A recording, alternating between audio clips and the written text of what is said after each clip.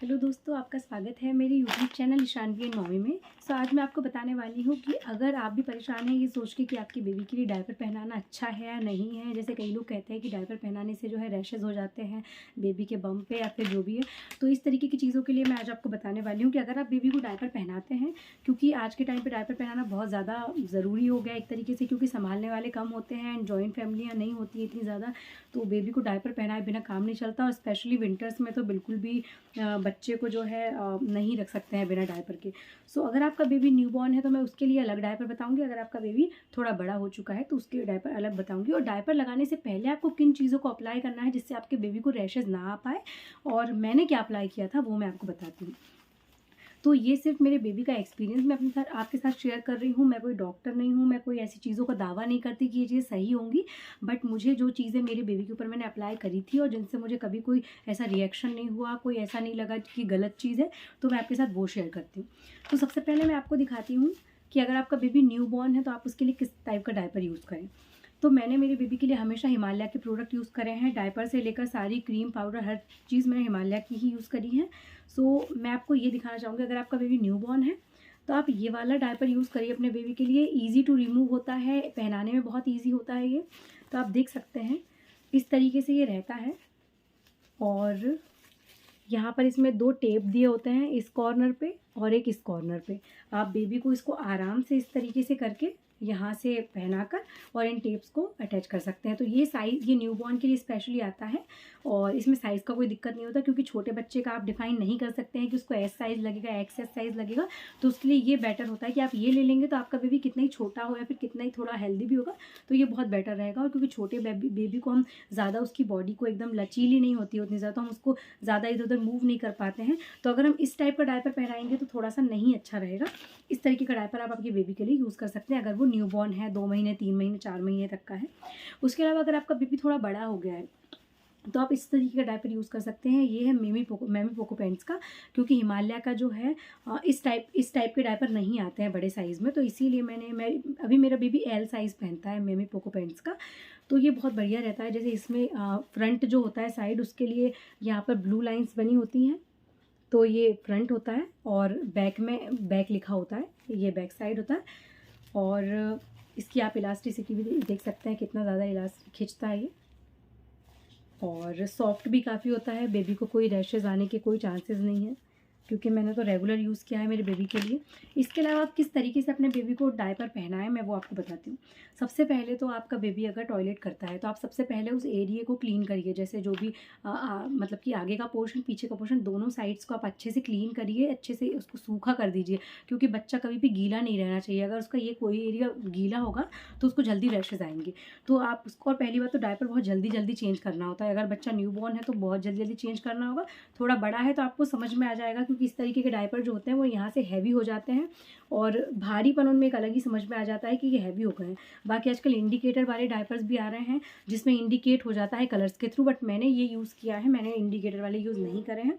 और ये अफोर्डेबल भी होता है, अराउंड 7 या 8 रुपये का एक पड़ता है। तो आप सबसे पहले क्या करिए, अपने बेबी के एरिया को जो है जेंटली क्लीन करिए, सॉफ्टली, अच्छे से, बिल्कुल प्यार अच्छे फैब्रिक से। अगर आप किसी फैब्रिक से यूज़ नहीं करोगे तो आप ये वाइप्स से कर सकते हैं। आप चाहें तो हिमालय के बेबी वाइप्स आते हैं, इनसे क्लीन करिए, ये बहुत बढ़िया रहता है।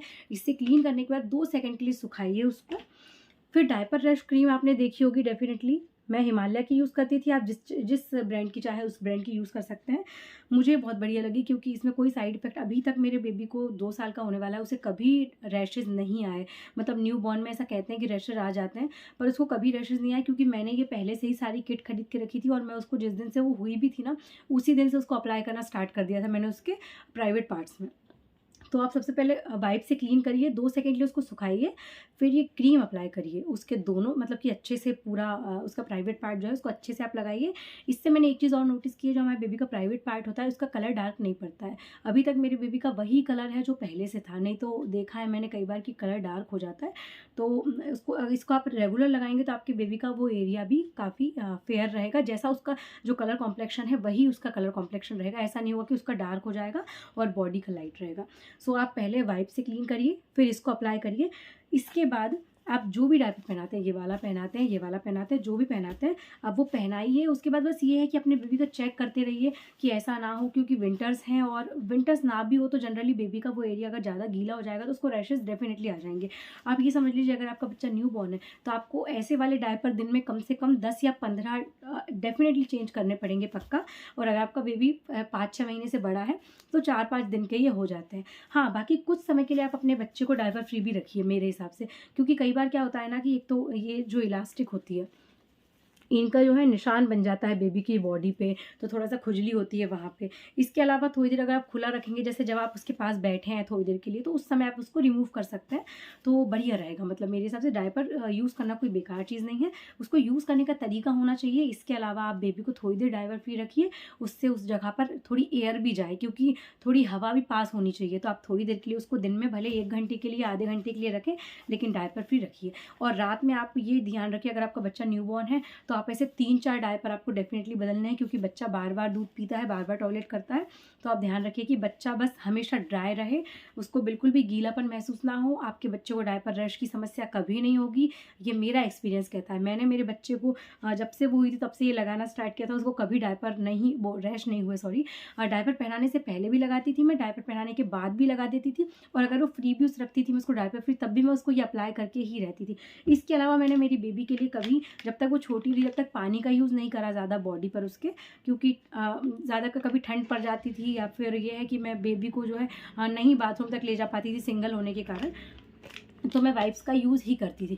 और ये वाइप्स बहुत ज़्यादा सॉफ्ट है, बहुत ज़्यादा सॉफ्ट है। मैं कोई और रिकमेंड नहीं करूँगी, क्योंकि मैंने सिर्फ हिमालय यूज़ किया है हमेशा। और भी अच्छे आते होंगे किसी ब्रांड की, वो नहीं कह सकते हैं, लेकिन मुझे हिमालय के प्रोडक्ट ऑलमोस्ट सारे अच्छे लगे। और ये मुझे मैमी पोको पैंट्स का यूज़ करना पड़ा, क्योंकि हिमालय में जो है बड़े साइज़ के नहीं आते हैं, जहाँ तक मुझे अभी नहीं मिले हैं।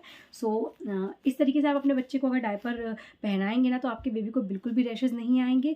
आप एक बार अप्लाई करके देखिए, अगर आपको रिजल्ट मिलता है तो अच्छी बात है, और मुझे तो डेफिनेटली मिला है। So thank you so much for watching my video. अगर आपको मेरे वीडियोस पसंद आते हो, मेरे पेरेंटिंग के वीडियो पसंद आते हो, तो मेरे चैनल को सब्सक्राइब कर लीजिए, क्योंकि मेरा सारा एक्सपीरियंस है 2 साल का, और मैं बहुत ज़्यादा मैंने उन चीज़ों को रिलेट कर पाई हूँ मैं चीज़ों को, क्योंकि अकेले एक तरीके से बच्चे को पाला है, तो सारी चीज़ें एक्सपीरियंस की, बच्चा क्या खाता है, कैसे खाता है, मैं सारी चीज़ों के ऊपर वीडियो बनाऊँगी। तो अगर आप मेरे चैनल पर नए हैं या फिर पुराने भी हैं, तो मेरे चैनल को सब्सक्राइब कर लीजिए, और बिना सब्सक्राइब करे वीडियो ना देखें। Thank you so much for watching my video.